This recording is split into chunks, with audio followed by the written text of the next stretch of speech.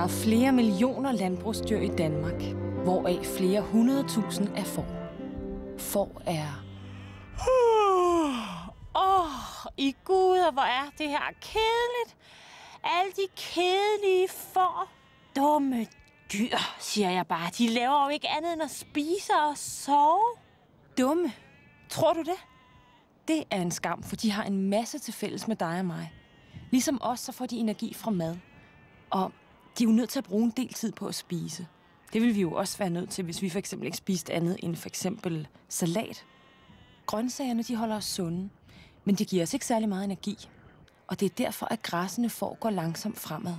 Hvis de travede rundt i alle retninger og nippede lidt her og lidt der, så ville de jo bruge mere energi på at finde mad, end de ville få ud af at spise maden. Så faktisk ved de, hvad der er den bedste måde at græsse på. Ved, hvad der er den bedste måde at græsse på? Klart. Jeg går ud fra, at det næste, du fortæller mig, det er vel, at de ligefrem bruger deres hjerner. Tja, se her.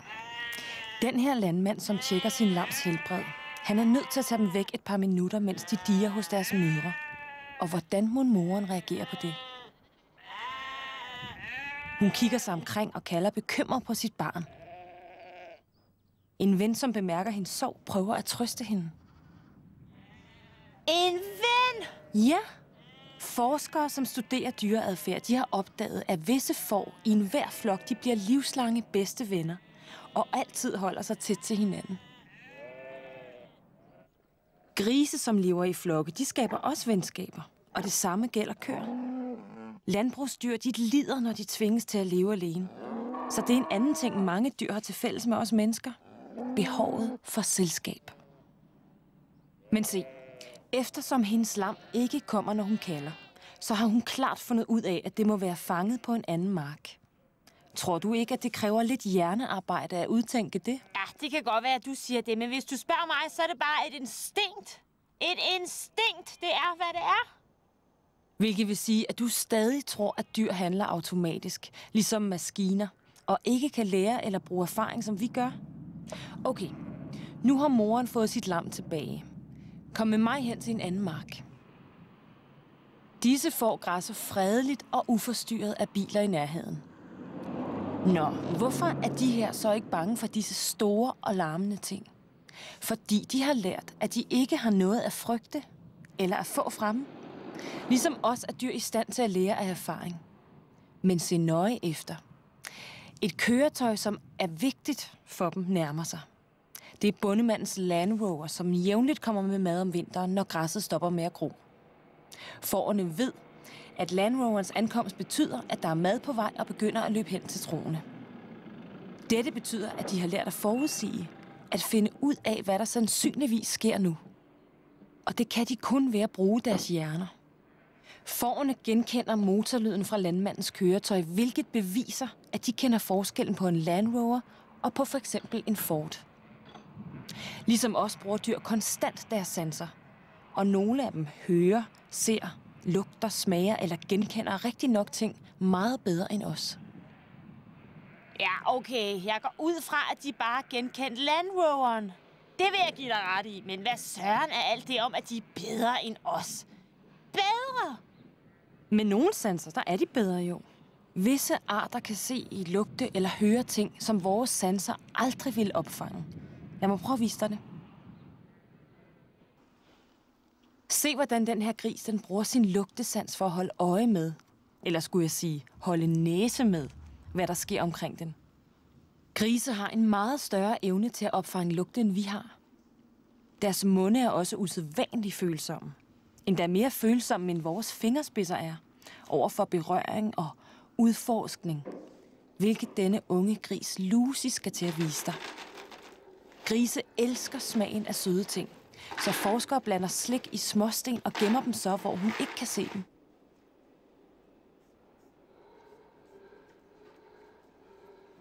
Prøv at se, hvor hurtigt hun lugter sig frem til dem. Og med den ekstremt følsomme mund, har hun ingen problemer med at skille slikken fra stenene. Er meget smart. Meget, meget smart. Nu har du vel tænkt dig at fortælle mig, at grise er klogere end os? Nej, men intelligenstest antyder, at de mentalt set kan sammenlignes med hunde og er hurtigere til at lære visse ting. Grise kan endda lære at betjene en computer.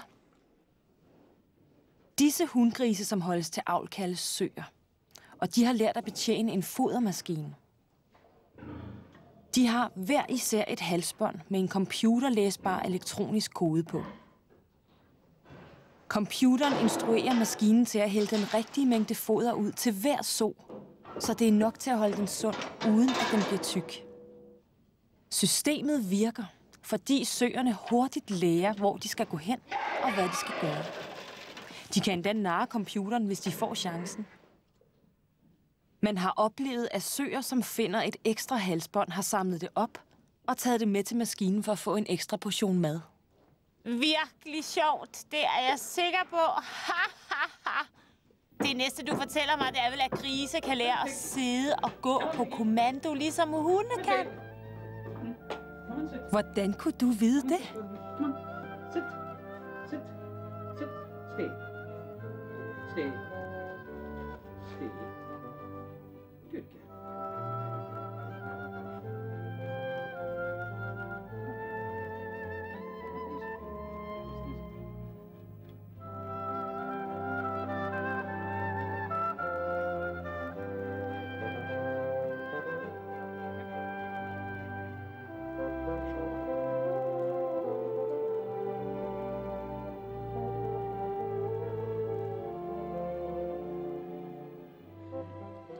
Dyreadfærdsekspert Dr. Mike Baxter viser her, hvor let den her lille gris kan narre enhver hundevalg på samme alder.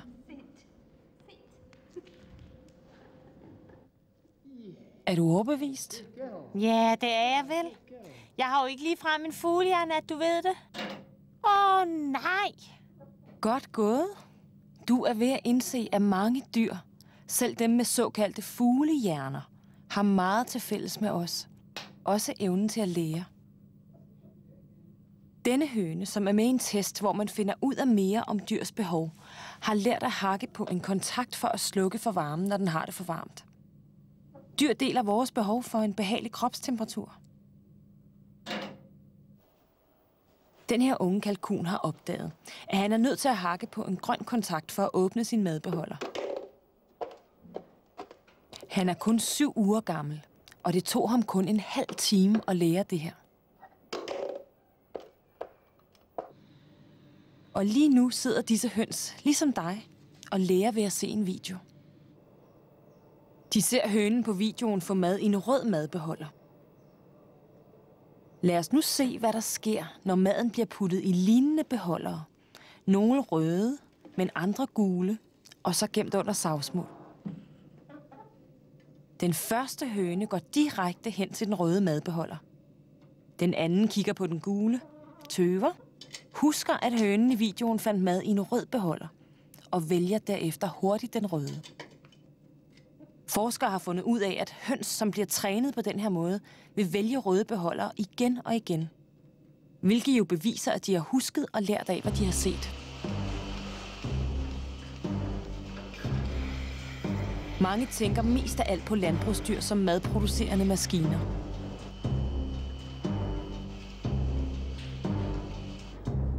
Men jo mere vi lærer om dyrene, des mere finder vi ud af, hvor meget dyr har til fælles med os. Herunder også evnen til at mærke nydelse og smerte.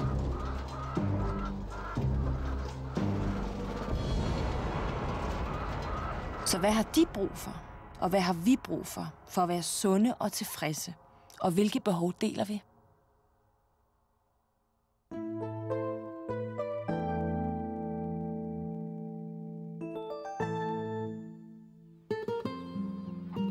Selvfølgelig har alle levende skabninger brug for luft for at trække vejret. Og ligesom biler skal bruge benzin, har alle dyr også brug for mad for at skabe energi til bevægelse. Mad giver også næringsstoffer, vitaminer, mineraler og proteiner, som bygger og reparerer kroppens muskler, knogler og organer. Disse dyr får alt deres energi og næringsstoffer fra planter.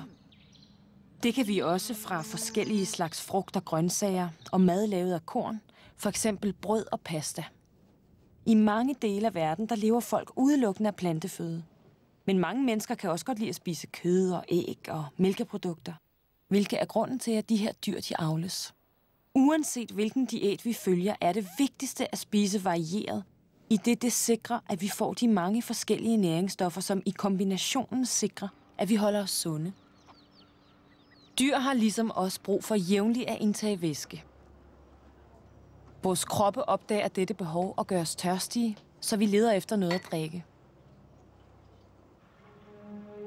I dag lever de fleste fjerkræ og mange griser og kalve indendøre i bygninger som den her, så folk kan spare penge på kød og æg. Her kan dyr holdes passende varme, få en balanceret kost og drikke, hvad de end har lyst til. Men er det virkelig alt, hvad de har brug for? Nutidens høns blev opdrættet fra disse junglehøns. De fleste af dem lever stadig i skove, hvor de hviler i træerne, samler føde, lægger æg i reder og opfostrer deres unger meget lig spurve og rødkælke. Men hønsene i dag lever et meget anderledes liv. De fleste læggehøns holdes i bure i store bygninger, som også kaldes hønserier. Da dette system begyndte for omkring 50 år siden, der kunne ægproducenterne ikke se nogen skade i at holde hønsene på den her måde. De fik trods alt nok at spise og drikke. Hvad mere kunne de dog have brug for? Lad os slippe nogle høns ud af deres bur for at se, om de selv kan svare på det spørgsmål.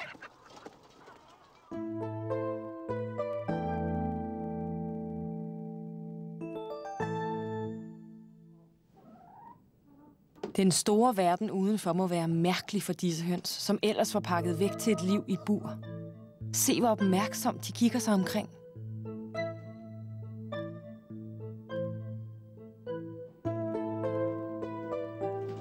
Men hvor har de svært ved at komme ud af deres lille trammekasse?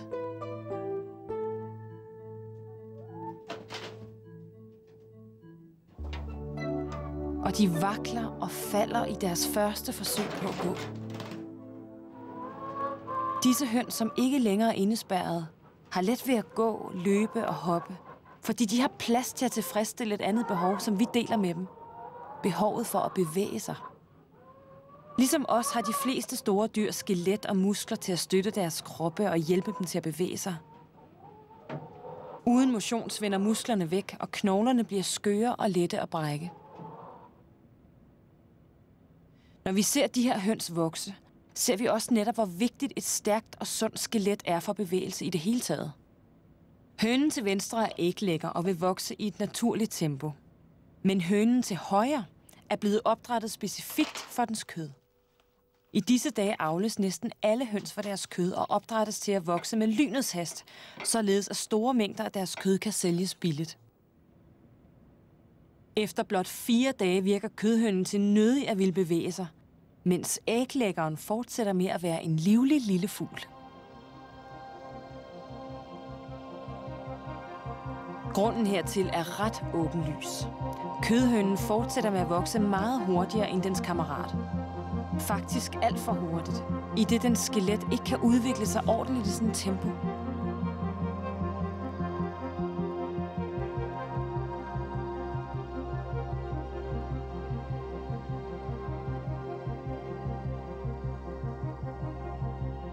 Hendes problemer med at støtte sin krop ses i måden, hvorpå hun står. Og dette problem bliver større, des tættere hun kommer slutningen af sin forudbestemte livstid på kun 7 uger. Æglæggeren skal bruge endnu 10 uger for at vokse til sin fulde størrelse. Denne overdrevne vækstrate giver mange kødhøns store problemer og ubehag, når de går. Og nogle, som for eksempel den her fugl, kan slet ikke gå overhovedet. De her dyr viser endnu et behov, som de deler med os mennesker. Ligesom dig har de også brug for at være rene. Må jeg være fri? Må jeg være fri? Har de brug for at være rene?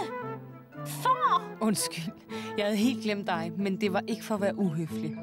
Uanset om vi har fjer, pels eller hud eller hår, så har vi alle sammen brug for at holde os rene og vaske os jævnligt. Dyr har ikke sæbe og vand, men de har andre måder at holde sig rene på. Fritgående høns tager støvbade, hvilket er ligesom at bruge en tør shampoo. Forskere er kommet frem til, at burhøns stadig jævnligt forsøger at tage støvbade, selvom de ikke har noget støv at bruge af. Selvom de aldrig har levet ligesom deres vilde forfædre, fortsætter burhøns med at have næsten alle de samme behov. Selvfølgelig er ikke alle dyre- og menneskebehov helt de samme. Nogle behov opleves kun af mennesker, og andre kun af dyr. Selvom alle dyr får unger, har for eksempel fugle nogle specielle behov på dette tidspunkt. Vi ved, at mindst en time før de lægger et æg, får alle høns et stærkt behov for at bygge en rede, hvilket er grunden til, at disse fritgående høns skynder sig inden døre til deres redekasser. Søer deler dette behov for redebygning, før de føder. Men det er ikke et menneskeligt behov. Heller ikke et behov, der opleves af alle andre dyr. Men hvordan kan du så vide det? Hvordan kan du vide, at høns har brug for reder? Du har måske spurgt dem, eller hvad? Ja, det har jeg. Inden for de sidste par år har forskere fundet ud af måder at stille dyr spørgsmål og lade dem svare, hvilket du snart skal se.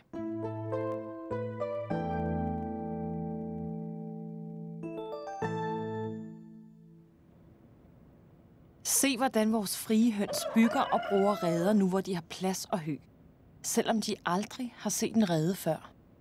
Men det er ikke et bevis for deres behov. En rede kan være ren luksus, noget høns kan lide, men godt kan leve uden. Så spørg dig selv, hvad du ville gøre, hvis du følte et rigtigt behov. Hvis du for eksempel ikke havde spist i flere dage og ikke havde en eneste brødkrumme. Ja, det kan jeg godt svare på. Jeg vil gå direkte ned til supermarkedet og købe noget mad. Nemlig, du vil betale for det, og hvis du var nødt til det, vil du betale meget for det. Jo mere sulten du var, des højere pris vil du være villig til at betale. Og selvom høns ikke har penge, er de villige til at betale en høj pris i anstrengelse for at få noget, de virkelig har brug for. For eksempel kunne de finde på at mase sig igennem smalle steder for at få sig en rede. Efter de har fået mulighed for at bevæge sig og genvinde deres styrke, er burhønsene blevet villige til at udføre mange besværlige opgaver. På denne forhindringsbane skal hver høne hakke på en nøgle for at frigive en krog, mase sig igennem et smalt sted, holde balancen på en tynd stang,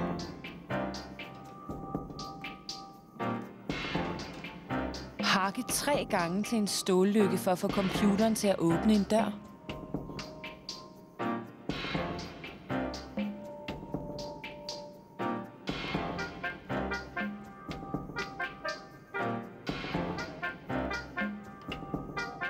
gå til højre i et vejkryds og hoppe over vand for at nå til en rede. Ved at være villige til at overkomme så mange forhindringer i videnskabelige tests, har høns fortalt os, at de i allerhøjeste grad har behov for reder. Det er også grunden til, at forskere, som forsøger at forbedre livet for landbrugsdyr, godt kunne tænke sig at se reder i alle typer af hønsehuse. I udendørs eller veldesignede indendørs miljøer bruger landbrugsdyr deres tid på at lede efter mad, socialisere, undersøge, hvile sig, tage sig deres unger og lege, hvilket viser, at de er nødt til at blive underholdt. Dette er endnu et behov, de deler med os. Vi bliver alle sammen ulykkelige og keder os, hvis vi ikke har noget at lave i for lang tid ad gangen. I disse dage bliver mange smågrise, som opdrættes for at lave bacon, pølser, skinke og koteletter, holdt på metaltrammer mellem betonvægge med absolut ingenting at lave, og intet at undersøge andet end hinandens kroppe, hvilket ofte ender med slåskampe, og det svageste dyr lider mest.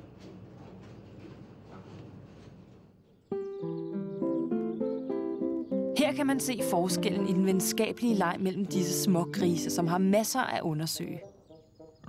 Selv den mindste af smågrisene, som er mindre end halvt så stor som sine brødre og søstre, slipper for at blive mobbet. Så hvordan kan vi vide, at den første flok ikke bare var væmmelige og brede smågrise? Godt spørgsmål. Lad os se, om vi kan vise på en anden måde, at dyr har brug for noget at lave.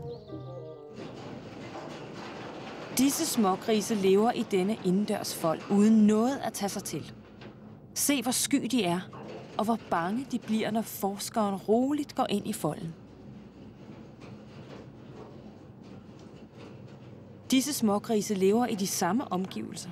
Den eneste forskel er, at de har fået dette smågriselegetøj at lege med og undersøge.